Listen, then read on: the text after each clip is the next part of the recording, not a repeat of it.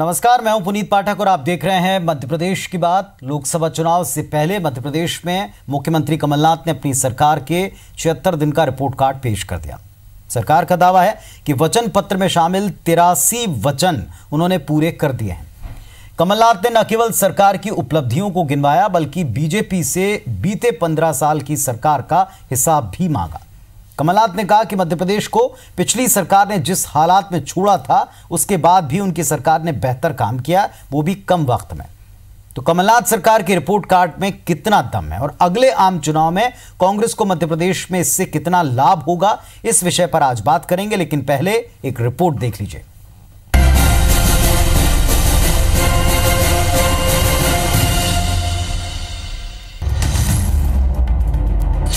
लगभग 25 लाख किसानों का कर्जा माफ हो जाएगा। 100 यूनिट 100 रुपए और उसके ऊपर 200 रुपए। किसानों के लिए बिजली के लिए बैंक हमने कहा था हम आदि करेंगे, हमने ये कर दिया। हमने पेंशन की बात करी थी, हम 51,000 करेंगे, हमने कर दिया। हमने सामूहिक विवाह की बात करी थी, हमने कर दिया। 76 दिनों में हमने 83 अपने पॉइंट्स वचन पत्र के पूरे करे हैं। लोकसभा चुनाव में जाने से पहले सीएम कमलनाथ ने अपने 76 दिनों के कामकाज का ब्यौरा दिया। प्रेस कॉन्फ्रेंस के जरिए कमलनाथ ने दावा किया कि मंत्रिमंडल गठन के 76 दिन के भीतर सरकार ने वचन पत्र के 83 वचन को पूरा कर लिया है। कमलनाथ ने सरकार के कामकाज के आधार पर मध्य प्रदेश में कांग्रेस के लिए 29 में से 25 सीट जीतने का दावा भी कर दिया है। जिस प्रकार मध्य प्रदेश के लोगों ने, मध्य प्रदेश के मतदाताओं ने कांग्रेस पर विश्वास रखा था, फिर से यह विश्वास कांग्रेस पर रखेंगे। मध्य प्रदेश की लोकसभा चुनाव में कांग्रेस के पक्ष में बहुत ही अच्छा परिणाम आने वाला है। अपना रिपोर्ट कार्ड दिखाने के बाद कमलनाथ ने बीजेपी से 15 साल का हिसाब मांगा। कमलनाथ सरकार 76 दिनों के कामकाज और बीजेपी सरकार की नाकामियों को लेकर जनता के बीच जाने की तैयारी में है। इधर बीजेपी के राष्ट्रीय अध्यक्ष अमित शाह भी मध्य प्रदेश के सागर में कमलनाथ सरकार पर जमकर बरसे। इस दौरान किसानों से लेकर कानून व्यवस्था तक हमले का एक भी मौका नहीं छोड़ा। ये परिवर्तन है, बदलाव है। आप मत कहिए कोई बदलाव नहीं हुआ है, भारी बदलाव हुआ है। अंत्योदय के आधार पर चलने वाली सरकार ठेकेदारों के और दलालों के लिए चलने लगी। ये दुर्भाग्यपूर्ण बदलाव मध्य प्रदेश के अंदर हुआ है। तो जो आज कह रहे हैं कि केवल हमारे नेतृत्व में देश सुरक्षित है, इसका मतलब 5 साल पहले और पिछले 70 साल में देश सुरक्षित नहीं था। केवल जब से मोदी जी आए देश सुरक्षित बना, देश सुरक्षित हुआ। लोकसभा चुनाव के लिए आचार संहिता लगने से पहले पार्टियां अपना रिपोर्ट कार्ड मतदाताओं को दिखा रही हैं। सरकारें खुद ही अपने रिपोर्ट कार्ड पर नंबर भी दे रही हैं, लेकिन असली फैसला तो जनता को ही करना है। सुधीर दंडोतिया, IBC 24, भोपाल। चलिए, तो रिपोर्ट कार्ड के ऊपर जनता क्या फैसला देगी ये तो आने वाला लोकसभा चुनाव बता देगा। लेकिन इसके पहले क्या इस रिपोर्ट कार्ड का फायदा या मध्य प्रदेश की कांग्रेस सरकार का जो रिपोर्ट कार्ड है उसका लाभ कांग्रेस पार्टी को मिलेगा लोकसभा चुनाव में, उसके पहले का बड़ा सवाल तो यही है। सैयद जाफर साहब हैं, कांग्रेस की तरफ से हमारे साथ में जुड़ गए हैं, और राहुल कोठारी जी हैं, भारतीय जनता पार्टी की तरफ से अपना पक्ष रखेंगे। आप दोनों का इस मंच पर बहुत स्वागत है। सैयद जाफर साहब, क्या इस रिपोर्ट कार्ड का लाभ लोकसभा चुनाव में पार्टी को मिलेगा, आप ऐसा मानते हैं? देखिए, ये दूसरा पक्ष है। पहला पक्ष तो ये है कि जब कांग्रेस की सरकार बनने के पूर्व जो वचन पत्र दिया गया था, चाहे वो किसानों को लेकर दिया गया था या बेरोजगारों को लेकर दिया गया था या बिजली के बिलों को लेकर किया गया था, ये कांग्रेस पार्टी का दायित्व है, कांग्रेस सरकार पार्टी का ये दायित्व है कि वो उस वचन को पूरा करे।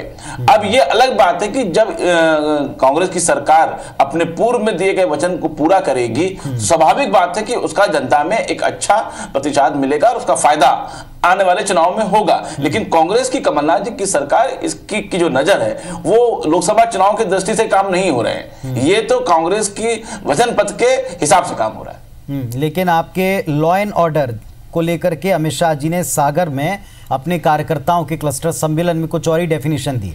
उन्होंने जिस डेफिनेशन को दिया, अगर आपने नहीं सुना तो मैं दोहराऊं, अगर आपने सुना तो उस पर आपका रिएक्शन दें। देखिए, बिल्कुल उनकी चिंता जाहिर है। वो एक ऐसी राष्ट्रीय पार्टी के अध्यक्ष हैं जिनकी सरकार केंद्र में है, लेकिन वो ये आंकड़े 2 महीने पहले के क्यों भूल जाते हैं कि बलात्कार में मध्य प्रदेश नंबर 1, हत्या में मध्य प्रदेश नंबर 1। तो उस समय ये लॉ एंड ऑर्डर कहां गया था? हम ये नहीं कह रहे हैं कि 2 महीने में हमने अलाउद्दीन का चिराग बाहर निकाला और सारी प्रशासन की व्यवस्था ठीक हो गई, लेकिन अगर बीमारी बड़ी है और बीमारी पुरानी है तो थोड़ा वक्त तो जरूर लगेगा। बहुत सारे अधिकारी कर्मचारियों को जगह से बदले गए हैं, बहुत सारे अधिकारी और कर्मचारी पहले के दौर में रहे हैं जिनसे कंट्रोल नहीं हुआ, जिनसे कई लोगों से कंट्रोल हुआ। तो ये सब चीजें हैं। और देखिए, ये तो एक कांग्रेस पार्टी की सरकार का दायित्व है कि वो मध्य प्रदेश में एक अच्छा प्रशासन दे, गुड गवर्नेंस दे, और हम तो चाहते हैं कि उसमें भारतीय जनता पार्टी भी सहयोग करे, क्योंकि जहां भी अभी मामले निकल के आते हैं तो अधिकांश जगह देखा जाता है कि इनके पुरानी बड़ी रंजिश और आपराधिक किस्म की गतिविधियों के कारण इस प्रकार की चीजें निकल के बाहर आती हैं। चलिए राहुल जी, कसौटी तो जनता की होती है, जनता की कसौटी पर जो खरा उतरा उसे पास और जो नहीं उतरा उसे फेल। और मौजूदा वक्त में जो स्थिति अभी भारतीय जनता पार्टी के, उस वक्त में लॉ एंड ऑर्डर पर सवाल उठाने के पहले एक जो सवाल सरकार ने, मध्य प्रदेश की सरकार ने बीजेपी से पूछा कि आप भी अपने 15 सालों का रिपोर्ट कार्ड दें, आप भी अपने 15 सालों का काम जनता को बताएं। इन दोनों पर आपका रिएक्शन चाहते हैं।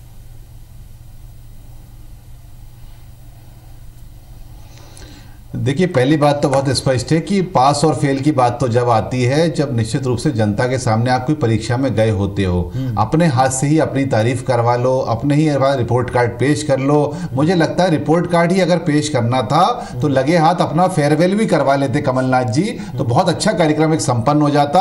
क्योंकि लोकसभा चुनाव के बाद तो उनको मौका मिलने नहीं वाला, किसी भी दिन पद से हटा दिए जाएंगे। जिस तरह से आज उनकी हालातें हो रही हैं, वचन पत्र के नाम पे प्रवचन प्रलोभन का कार्यक्रम चल रहा है, उससे मध्य प्रदेश की जनता पूरी तरीके से भ्रमित हो चुकी है, लगातार परेशान हो चुकी है। किसी भी तरीके से जो काम इनका करने की प्रणाली है उसमें आप देख रहे हैं, कर्मचारियों के मामले में समिति बनाकर इन्होंने इतिश्री कर ली। किसानों के मामले में इतना झूठ कि पहले विज्ञापन में 55 लाख किसान छपाया करते थे, आज वो प्रेस कॉन्फ्रेंस में 50 लाख हो गए और करने की बात बता रहे हैं जब 25 लाख की संख्या बता रहे हैं। जब खुद ही की संख्या आज तक पता नहीं हो रही तो 10 दिन की जो इन्होंने प्रतिज्ञा ली थी उस 20 प्रतिज्ञा के बारे में तो बताइए कि वो कहां गए। आज कमलनाथ जी की हालत मध्य प्रदेश में वाकई भीष्म पितामह की हो गई है। उनको लगातार जो छलनी किए जा रहे हैं उनकी छाती को, जो कौरव के रूप में इनके कांग्रेस के कार्यकर्ता, कांग्रेस के नेता, कांग्रेस के विधायक, वो लगातार इनकी स्थिति बहुत खराब कर रहे हैं। हमें लगता है कि इतनी जल्दी ऐसी स्थिति इनकी हो जाएगी हमने भी कभी विचार नहीं किया था, सोचा नहीं था। और आज भारतीय जनता पार्टी दिल्ली में जिस तरह से सरकार चला के आ रही है, लोकसभा में हम पूरी तरह आश्वस्त हैं कि हमको सत्ता मिलेगी। और मध्य प्रदेश में जिस तरह से लगातार 75 दिन के अंदर इनके एंटी इनकम्बेंसी दिखाई दी है, इनके कार्यकर्ता, मंत्री, विधायक जिस हिसाब से नोट शीट लिखवा के नोट कमाने में लगे हैं, बहुत जल्दी इनकी पोल पूरी खुल चुकी है। मैं आपको पूरे विश्वास के साथ कह सकता हूं कि लगातार जाफर साहब उत्तर देंगे। देखिए, राहुल कोठारी जी बड़े काबिल प्रवक्ता हैं, बड़े सीनियर प्रवक्ता हैं भारतीय जनता पार्टी के। बिल्कुल बिल्कुल, वो जो बोलते हैं बड़ी गंभीरता है। मैं उन्हीं गंभीरता के बात को कहना चाहता हूं। ये वही लोग हैं जिनकी सरकार के दौरान ये कहते थे कि किसानों का कर्जा माफ करने की आवश्यकता नहीं है, किसान बहुत समृद्ध है, बहुत उत्पादन करता है और किसान जो है वो खुशहाल है। तो जब हमारी सरकार आई कांग्रेस पार्टी की और हमने देखा निकाल के कि 17.5 लाख किसान तो डिफॉल्टर हैं, जो पिछले 4-5 साल से सेवा सहकारी समितियों से ना खाद ले पाते हैं, ना बीज ले पाते हैं, ना लोन ले पाते हैं। तो कांग्रेस की कमलनाथ जी की सरकार ने उन 17.5 लाख किसानों को और 8.5 लाख किसान से लगभग 25 लाख किसानों को कर्ज मुक्त कर दिया। अब रही बात 50 लाख की, तो हम तो ये कह रहे हैं कि हमारा लक्ष्य ये है कि मध्य प्रदेश के अंदर 50 लाख किसान का कर्जा माफ किया जाएगा। अगर हमने आज 70 आपने इतना कर्ज मुक्त कर दिया, सूची दीजिए, राहुल जी सूची को वेबसाइट में डलवाइए। राहुल जी 1 मिनट, आपके कहने से काम नहीं होगा। सूची को वेबसाइट पे डलवा दीजिए, हम लोग उसको मान लेंगे, हम लोग आपका मान सम्मान कर देंगे, कमलनाथ जी को जाके शॉर्ट सर्टिफिकेट कर देंगे। पहले आप सूची डलवाइए उनके साथ, मौका दिया। मेरी बात दबाइए, 20 लाख बोलने से काम नहीं होगा। आप देखिए 25 लाख किसानों की सूची अगर राहुल कोठारी जी को लगता है तो कल उनके ईमेल में पहुंचा दी जाएगी कि किस किसान का, किस जिले का, किस तहसील का। मैं इंतजार करूंगा, ईमेल आईडी आपको दूंगा। अरे कैसे मीडिया के साथ का वादा कर रहा हूं। एक मिनट, मैं तो आईबीसी को भी दूंगा, हम तो हाँ सबको देंगे। ये कोई छुपी वाली बात तो है नहीं है कि किसानों का कर्जा 25 लाख किसान कोई छोटे से तो मुट्ठी भर होते नहीं है कि हम इनको छुपा लें। 25 लाख किसान प्रदेश के 25 लाख किसान की सूची बिल्कुल सार्वजनिक की जाएगी, उसमें कोई दो राय नहीं है। चलिए, लेकिन एक बात है, जो बात राहुल जी कह रहे हैं कि एंटी इनकम्बेंसी आपकी अभी से देखने लग रही, आप उनके पॉइंट्स का जवाब दें कि किस आधार के ऊपर। पहली बात यह कि रिपोर्ट कार्ड दिया वहां तक ठीक, वो मानते हैं, लेकिन अपने आप को पास फेल आप कर रहे हैं, इस पर उनको आपत्ति है। दूसरी बात, आपके अधूरे वायदों को लेकर आपको कटाक्ष कर रहे हैं, आपने कब तक जवाब दिया। तीसरा कह रहे हैं कि अभी से आपके अंदर, पार्टी के अंदर खींचतान है और एक एंटी इनकम्बेंसी राहुल जी और पार्टी देख रही है। मैं जवाब देता हूं आपको। देखिए 25 लाख किसानों का हमने अगर कर्जा माफ किया तो ये क्या संतुष्टि हमको नहीं मिलेगी? अगर हमने 10 हार्स पावर की बिजली को हमने आधा कर दिया तो क्या इसकी संतुष्टि हमको नहीं मिलेगी? क्या हमने 1 रुपए यूनिट के हिसाब से हमने 100 यूनिट तक 100 रुपए बिजली कर दी तो क्या इसका संतुष्टि हमें नहीं मिलेगी? हम अगर संविदा कर्मचारियों को नियमित करने की बात करते थे, हमने उसकी पॉलिसी बनाना चालू कर दिया, हमने एक कमेटी बना दी, हमने ये कहा था कि हम निष्कासित संविदा कर्मचारी को वापस लेके आएंगे। उसको लेके जो पिछली सरकार ने जो आदेश निकाले थे उसमें जो विसंगतियां थी उसको लेके काम चल रहा है, तो कहां पे नाराजगी आएगी? हमने जो नियमित कर्मचारी हैं उनको हमने केंद्र सरकार के बराबर हमने डीए दिया, तो आप बताइए ना कहां हमने पुलिस कर्मियों को 1 दिन की छुट्टी दी? तो अब 70 दिन में जितना हो सकता था, खाली खजाने वाले 70 दिन में जितना हो सकता था राहुल जी उतना किया है। दूसरा एक आरोप आपने अगर ढंग से सुना होगा तो यह बात भी कही गई कि पिछले जो मुख्यमंत्री थे, पिछली जो सरकार थी, वो केवल घोषणाएं करती थी। मौजूदा मुख्यमंत्री का कहना है कि वो घोषणाएं नहीं करते हैं, जो काम कर लेते हैं इसके बाद लोगों को ब्रीफ करते हैं।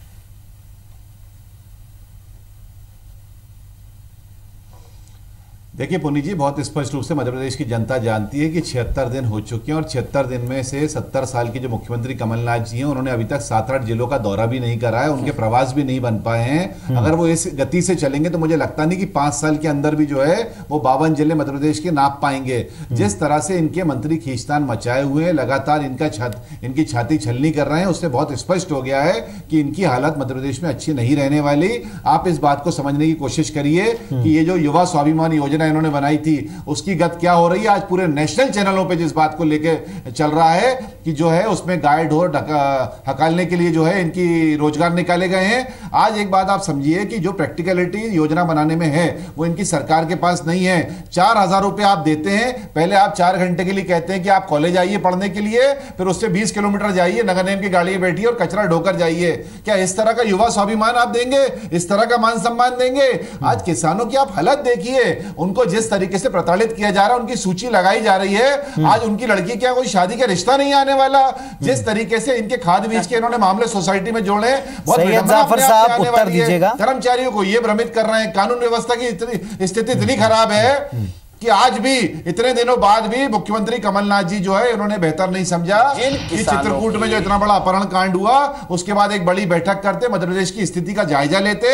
इंदौर जैसे बड़े शहर में कल रुचिवर्धन नहीं, लेकिन सरकार तो कह रही ना कि पिछली सरकार बैठकों में ही व्यस्त रहती थी, रात में दौरों में ही व्यस्त रहती थी, मंचों पे घोषणाएं करने में ही व्यस्त रहती थी। वो तो कह रहे हैं खुले तौर पर कि जो पिछली सरकार थी वो घोषणाओं में, दौरों में और मंच के ऊपर बड़े बड़े वायदे करने में बिजी रही। मैं आपके स्टूडियो में इतनी देर से पाठक जी, मैं आपके स्टूडियो में इतनी देर से सुव्यवस्थित रूप से बिना निर्बाध लाइट गए बैठा हूं, बिना जनरेटर की व्यवस्था के बैठा हूं, तो इसलिए बैठा हूं क्योंकि भारतीय जनता पार्टी का सुशासन मध्य प्रदेश में स्थापित हुआ है। आज यहाँ की जो हालातें हो गई हैं, भोपाल के ही जो आउट अप कंट्रीज के जो एरिया हैं, लगातार बाहर के जो एरिया हैं, वहां पर बिजली नहीं मिल रही है, 4-4 घंटे में स्थिति खराब हो रही है, पूरे निर्माण के कार्य रुके पड़े हैं, अधिकारी कर्मचारी ट्रांसफर को लेकर इतने ज्यादा परेशान हैं, अरे जाफर साहब कुछ उत्तर दीजिए, सारी व्यवस्थाएं खराब हो गई। पिछली सरकार ने जो माहौल दिया था जिस तरह से सब खराब हो गया। संशोधन के नाम पर इन्होंने धन शोधन करने का जो काम किया है, उसका जो इनको हाय लगेगी, इनको जो बद्दुआ लगेगी, वो इनकी सरकार जो है लोकसभा चुनाव में किसी हालत में मध्य प्रदेश में। अरे आप कहां दुआ बद्दुआ पे जा रहे हैं? पहली बात तो है कि कामकाज के आधार पर फैसला कर लें। जी जी देखिए, जो कर्मचारी अधिकारियों के परिवारों को प्रताड़ित कर रहे हैं, नोट ले लेकर जो नोटशीट लिखी जा रही है, एक मंत्री के पास जाओ नोटशीट लिखवाओ, दूसरे के पास जाकर जाफर साहब वक्त निकल जाएगा, उत्तर दें। अपने आप में विडंबना का खेल है। आप सूची देखिए, 200 से ज्यादा आईएएस आईपीएस की हालत कर चुके हैं। मेरा नेचर है कि मैं बीच में नहीं टोकता, उनको पूरा बोलने दीजिए, पहली बात। दूसरी बात, ये कह रहे थे कि मुख्यमंत्री जी कमलनाथ जी दौरा नहीं कर रहे। मुझे ये समझ में नहीं आती है कि पांव पांव वाले भैया दौरा करते थे, पांव पांव वाले भैया किसानों के बीच में जाते थे, फिर कैसे 17.5 लाख किसान डिफॉल्टर हुआ? ये कह रहे हैं कि हमारे कर्जा माफी करने की सूची लगाने से किसान अपमानित महसूस कर रहा है। अरे भैया, जब बैंक में वो डिफॉल्टर हुआ करता था, वो किसान जिसको आप कुड़की करा करते थे, वो किसान बिजली का बिल ना पटाने की वजह से आप जेल भेज दिया करते थे, तो सम्मान तो हमने बचाया। एक बात और देखो, बड़ी जवाबदारी से मैं एक बात कहना चाहता हूं। आज मध्य प्रदेश में कमलनाथ जी की सरकार बन चुकी है। अब यहां पे सवाल बीजेपी या कांग्रेस का नहीं है। सवाल यहां पे नहीं है कि हम शिवराज सिंह जी की योजनाओं के ऊपर उंगली उठाएं। सवाल यहां पे यह नहीं है कि हम कमलनाथ जी की योजनाओं की वाहवाही लूटें। सवाल इस बात का है कि किस प्रकार मध्य प्रदेश की कमलनाथ जी की सरकार अपनी अच्छी नीतियों से जनता को राहत पहुंचाए। हम तो स्वागत करते हैं कि शिवराज सिंह जी की सरकार में जो अच्छी योजनाएं हैं, हम उसको पूरी तरीके से लागू करेंगे। जिस योजना में विसंगतियां थी, उसको हम दूर करेंगे। हम कोई प्रश्न चिन्ह नहीं लगाना चाहते। हम तो ये कहते हैं कि हमारा मूल्यांकन कांग्रेस पार्टी या बीजेपी पार्टी पे नहीं होना चाहिए। हमारा मूल्यांकन जो हमने काम किया है उसके आधार पे होना चाहिए। आज सवाल ये नहीं है कि हमारी सरकार आ गई तो ये हम पे उंगली उठाएं। चलिए ठीक है, लेकिन राजनीति में उंगलियां भी उठती हैं और उसके उत्तर भी दिए जाते हैं। एक सीधे से सवाल का उत्तर आप दोनों से लूंगा, क्या आधार बनेगा आप लोगों की जीत का लोकसभा चुनाव में? क्या सरकार के रिपोर्ट कार्ड के आधार पर लाभ मिलेगा? आपने कहा मिलता है, स्वाभाविक लाभ मिलता है, तो क्या लाभ लेने की स्थिति में पार्टी आ पाई? आपसे पूछूंगा। और क्यों लाभ नहीं मिलेगा, इसके बारे में राहुल जी से पूछूंगा।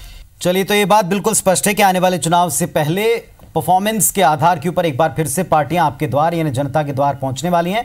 मध्य प्रदेश में जो मौजूदा सरकार, उसके रिपोर्ट कार्ड से क्या जनता इतनी इंप्रेस हो पाएगी कि साथ देगी लोकसभा चुनाव में?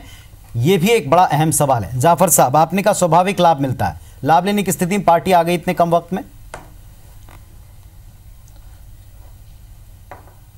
देखिए, मैं आपसे वही बात दोहराना चाहता हूं कि कांग्रेस की सरकार ने जो वचन दिया था वो जनता के हित में दिया था। जब हमारी 15 साल सरकार नहीं थी तो जनता ने हम पे विश्वास किया, हम उस विश्वास को कायम रखें। और जब हम उस विश्वास को कायम रखेंगे, जिस प्रकार हमने किसानों का कर्जा माफ किया, बिटिया की शादी में 51,000 रुपए किया, 10 हार्स पावर की बिजली को हमने आधा किया, 1 रुपए यूनिट को हमने बिजली पे लेके आया, तो ये सबसे जनता का विश्वास हमारे प्रति बनेगा और स्वाभाविक तौर पर हमको इसका लोकसभा के चुनाव में लाभ मिलेगा। और मैं पुनः दोहराना चाहता हूं कि कांग्रेस की सरकार, वही तो मैं आपसे पूछ रहा हूं, आपको कॉन्फिडेंस है कि जो काम है वो प्रूफ हो गया जनता के बीच में, आपको उसका लाभ मिलेगा? ये तो पूछ रहा हूं, क्या पार्टी को इस बात का आत्मविश्वास हो रहा है कि इसका लाभ मिलने वाला है? मिलेगा, स्वाभाविक तौर पर मिलेगा। ये बिल्कुल ये एक टर्म हो सकती है, लेकिन मिल रहा है क्या? आप ऐसा कहने की स्थिति में हैं आज? बिल्कुल, आज मुख्यमंत्री जी ने ये जो प्रेस कॉन्फ्रेंस की है वो यही बताई है और उन्होंने पूरी जवाबदारी से कहा है कि कांग्रेस पार्टी लगभग 20 सीट से 25 सीट के बीच में चुनाव जीतेगी। इसमें कोई शंका की बात ही नहीं है, क्योंकि देखिए, मैं फिर दोहराना चाहता हूं कि जो परिणाम विधानसभा के आए, उस समय के जो परिणाम हैं और जिस प्रकार हमने इन दिनों में काम किया, उसका लाभ निश्चित ही कांग्रेस पार्टी को मिलेगा। राहुल जी, जो मौजूदा सरकार है उसके कामकाज का असर, जो पिछले विधानसभा चुनाव उसके परिणाम का असर, क्या बीजेपी के लिए जीत का आधार बना पाएगी? क्या कांग्रेस पार्टी का ये जो आधार है जीत का, कि जो हमने इतने कम वक्त में कर दिखाया उसका लाभ हमको मिलेगा, उस पर आपको यकीन है? और अगर नहीं है तो क्या वजह आप देखते हैं? देखिए, यकीन होने का तो प्रश्न ही नहीं होता। जिस तरह की हालात मध्य प्रदेश की बन गई है, आप जानते हैं कि कमलनाथ जी के मुख्यमंत्री बनते ही इतनी जल्दी वो कॉन्फिडेंस लूज कर जाएंगे, इस तरह की हरकतें करेंगे, प्रेस कॉन्फ्रेंस बुला के अपने आप को मुख्यमंत्री बताने की कोशिश करेंगे, ये हमने कभी भी एक कार्यकर्ता के रूप में विचार भी नहीं किया था।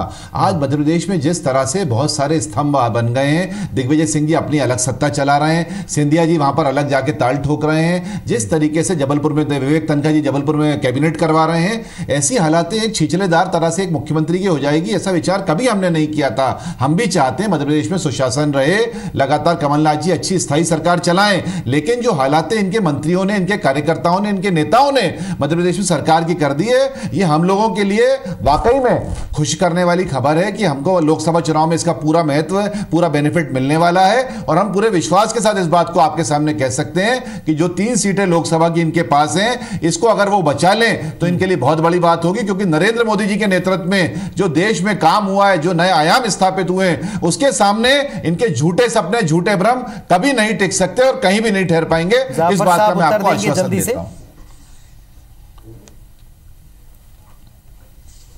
नहीं, बिल्कुल। देखिए, मैंने हमको वही मेरी बात को मैं दोहराऊंगा। मैं तो अभी लोकसभा की जो पिछली सरकार थी, मैंने उस पर तो कोई बात ही नहीं की। 15 लाख रुपए का जो वादा था उसका क्या हुआ? 2 करोड़ लोगों को रोजगार देने की बात थी, उसका क्या हुआ? किसानों को लागत का 50% देने की बात थी, उसका क्या हुआ? ये 2000 रुपए चुनाव के दौरान आखिरी समय पे दे देने से ये किसान का अपमान है। हम तो उस पर जाना ही नहीं चाहते। हमारा उद्देश्य तो सीधे ये है कि हमने मध्य प्रदेश में जो वचन दे के सरकार बनाया है, उस वचन को हम कितने जल्दी अरे उसी पर तो जाफर साहब वो कटाक्ष कर रहे हैं, उसी पर तो आपसे सवाल पूछ रहे हैं, उसी पर तो कह रहे हैं कि यहाँ पैरेलली 3-4 लोग जो 3 बड़े क्षत्रप हैं वो अपनी अलग अलग सत्ताएं स्थापित कर रहे हैं। उसी बात का जवाब चाहते हैं आप, वो बात रिपीट कर रहे हैं। मैं तो आपसे पूछ रहा हूं कि क्या नेताओं का जो विधानसभा नेता जो आपको जिन मामलों में वो कायम है, जिन वचन में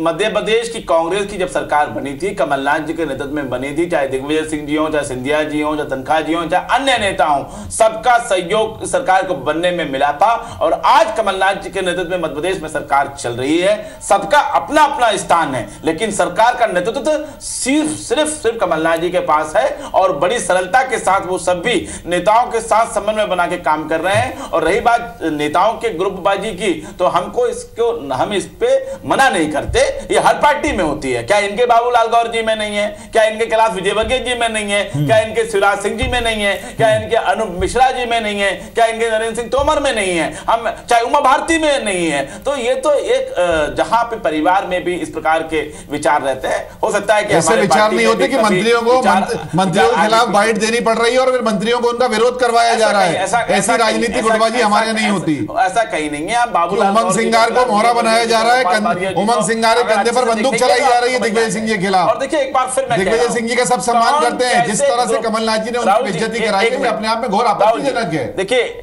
पुनीत जी, अंत में इसको खत्म करूंगा। देखिए, कौन सी पार्टी किस गुट विजय में चल रही है, कहां उसका गुटबाजी है, उससे जनता को कोई लेना देना नहीं है। ना कांग्रेस की गुटबाजी से, ना बीजेपी की गुटबाजी से। जनता को लेना यह देना है कि सरकार की डिलीवरी पॉइंट क्या है। हमारी डिलीवरी पॉइंट क्या है? हमारी डिलीवरी पॉइंट है किसान को हमने लाभ दिया। हमारी डिलीवरी पॉइंट है कि हमने बिजली के बिल आदि किए। हमारी डिलीवरी पॉइंट यह है कि हमने बिटिया की शादी में 51,000 रुपए दिए। हमारी डिलीवरी पॉइंट यह है कि हम संविदा कर्मचारी को नियमित करने की प्रक्रिया को हमने प्रारंभ कर दिया। बस ये हमारी 5 रुपए पेट्रोल कम करना था, अगले दिन आपको आप 5 साल जहां पैसा खर्च हो रहा है वहां आपको कहीं नहीं दिख रहा है। खजाना आप भ्रमित करने की राजनीति कर रहे हैं। राहुल जी, आप मेरी बात दबा क्यों रहे हैं? मैं तो लोकसभा के बाद मुझे समझ में नहीं आ रहा है। आप बोल लीजिए पहले। कमलनाथ जी स्विट्जरलैंड से राजनीति करेंगे या दिल्ली से राजधानी चलाएंगे भोपाल की, समझ नहीं आ रहा। चलिए ठीक है राहुल जी, राजनीति उन्होंने करी है। ठीक है राहुल जी, सैयद साहब को पूरा भरोसा है कि इस रिपोर्ट कार्ड का स्वाभाविक लाभ पार्टी को मिलने वाला है। राहुल जी का यानी बीजेपी का यह मानना है कि इतना कार्यकाल ही काफी है जनता के समझ लेने के लिए। फिर आप दोनों के लिए मैसेज पूरी तरह क्लियर है कि आप जब दोनों पार्टियां जाने वाली जनता के पास या उनके बीच में, तो जनता बेटर डिसाइड कर लेगी कि इस रिपोर्ट कार्ड पर वाकई अपनी पीठ थपथपाना सही है या फिर जो जनता ने तय कर रखा है उससे अलग है रिपोर्ट कार्ड, इसलिए उसका लाभ या हानि जनता को डिसाइड करने देते हैं। आप दोनों का शुक्रिया जुड़ने के लिए। नमस्कार, धन्यवाद बहुत बहुत।